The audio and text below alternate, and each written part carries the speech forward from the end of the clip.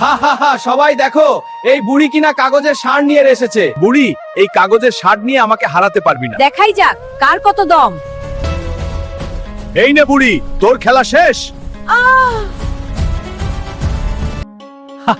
হেরে গেলি তো, আগেই বলেছিলাম আমার সাথে তুই কখনো পারবি না। হায় আল্লাহ। বন্ধুরা, ওরা দাদির কাগজের শাওটা ভেঙে ফেলেছে। এবার দাদির জন্য আমাকেই কিছু করতে হবে। দাদি তুমি কেঁদো না, আমি 2 মিনিটে গিয়ে 10 মিনিটে ফিরে আসছি।